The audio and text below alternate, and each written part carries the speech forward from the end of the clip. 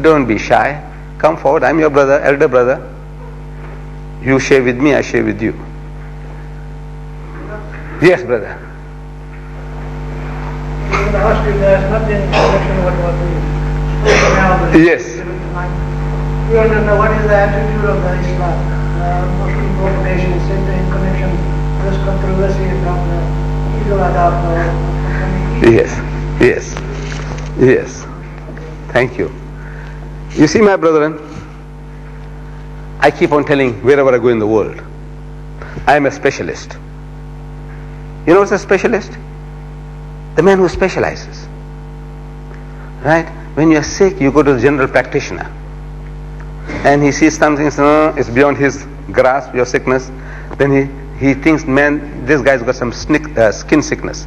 He sends you to a skin specialist. This guy, I think he's got some cancerous growth. He said, now you go along for some way and you have this thing done, and you know, specialist. This is the world of specialization. Now you go to the specialist and you ask for some simple problem. He said, look, go and see a general practitioner.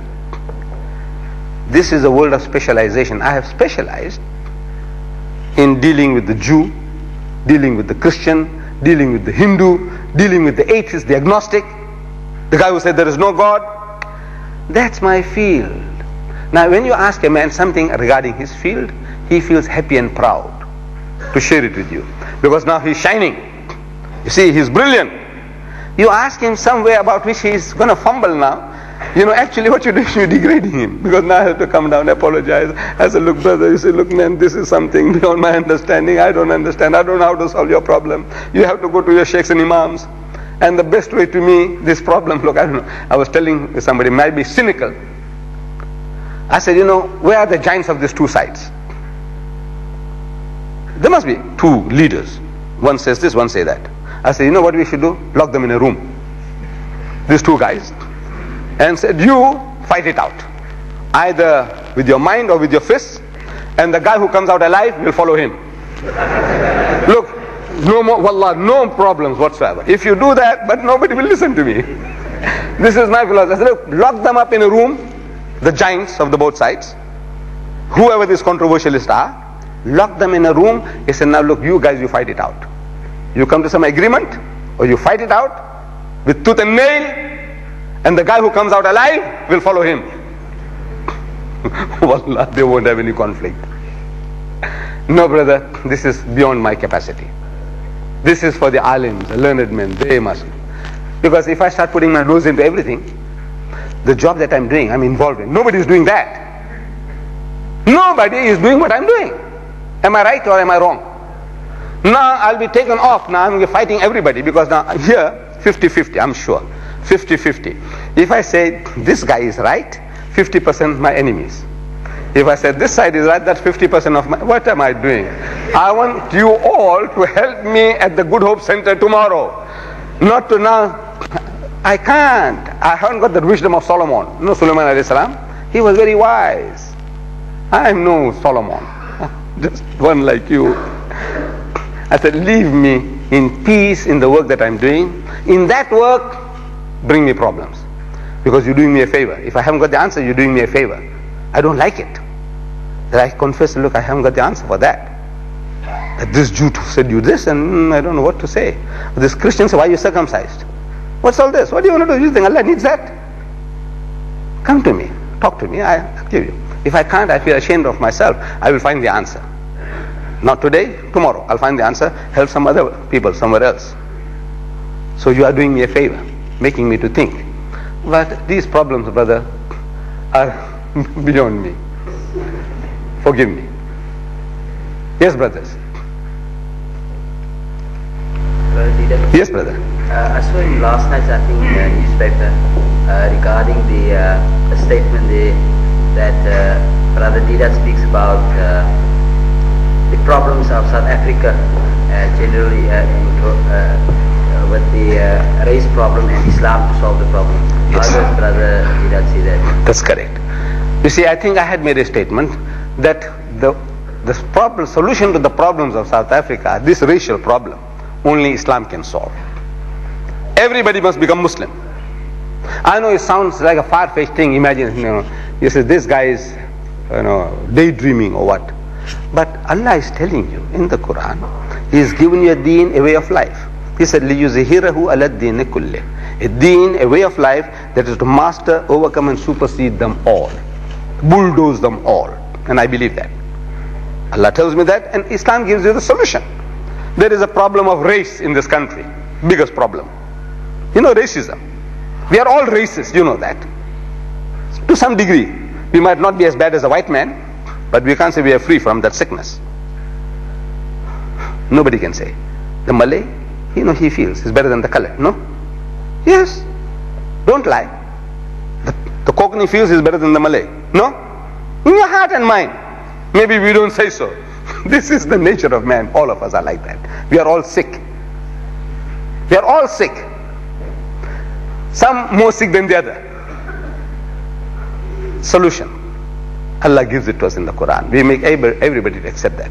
And we program ourselves with that. That sickness will decrease. Allah says, Ya Yuhannas, O mankind, Inna khalaqnakum min zakarin wa untha. So most certainly, we have created you all from a single pair of a male and a female. وَجَعَلْنَاكُمْ شُعُوبًا وَقَبَائِلًا. And it is we who have made you into nations and tribes. What for?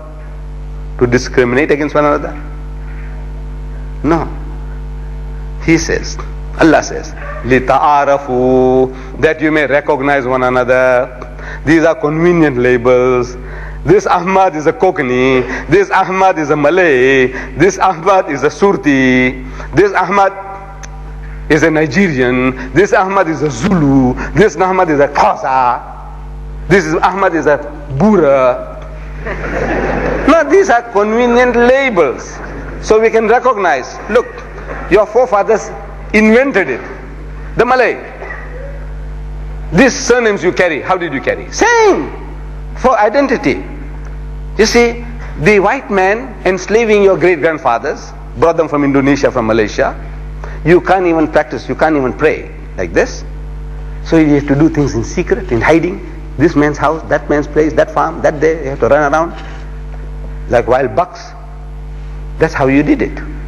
But when you meet in those conditions, to bacha the Quran, Yasin Sharif, Allah's names, you want to know who's who.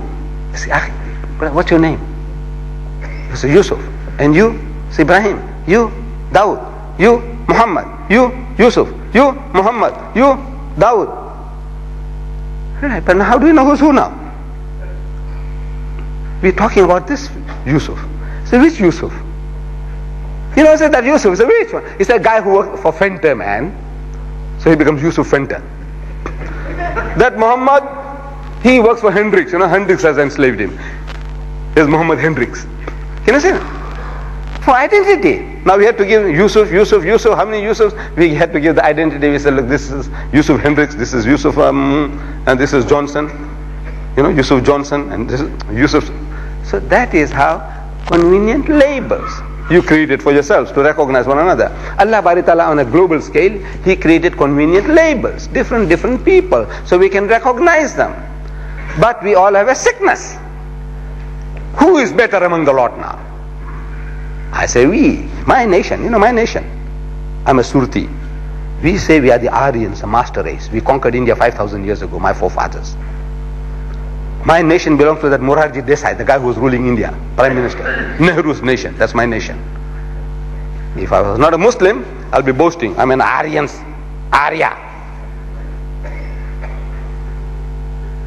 So this sickness is there. For 5,000 years, the thing is there. We are being programmed. 5,000 years, the same sickness.